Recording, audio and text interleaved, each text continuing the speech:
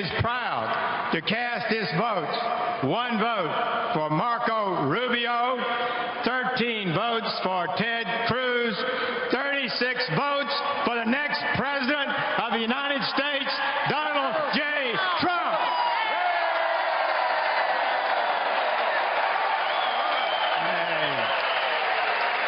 So it'll go state by state here. We'll dip into some of them.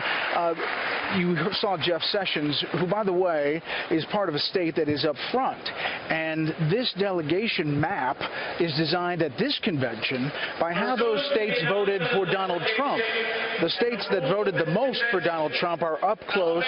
The ones that didn't vote for Donald Trump happen to be in the back, including Ohio, that obviously went for Governor Kasich. Now, as we go along here, Mike, let's go down to the floor and check in with James Rosen and get a sense of the feeling on the floor. James? Brett, good evening. You just heard a truly rapturous roar after Senator Sessions basically committed the state of Alabama for Donald Trump. There was no real clapping for Marco Rubio or any of the other names. We just saw the Virginia delegation file in. At first we wondered all their seats were empty. Was this some sort of protest?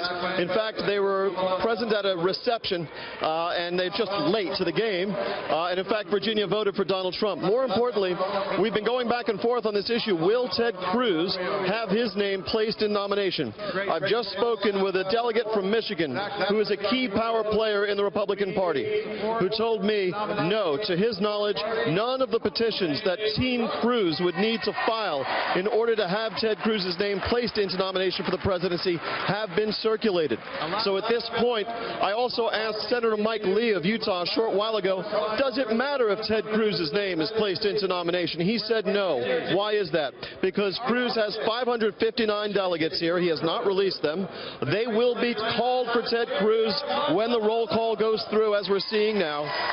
And there are certain other states, besides the 8 states he captured, there are those that are proportional, and his name will be sounded there again and again. So Ted Cruz is going to be a presence at this convention. One other point, we are hearing that Ted Cruz's speech that he's going to deliver to these delegates on Wednesday night, which he hopes is going to be his 1976 Ronald Reagan moment that could catapult him forward 4 years from now, has not been vetted by the Republican National Committee or by the Trump campaign. If that's true, and I've heard it from multiple sources, that would be unprecedented in modern conventions for a major speech like that not to have been vetted by the convention organizers in advance, Brett.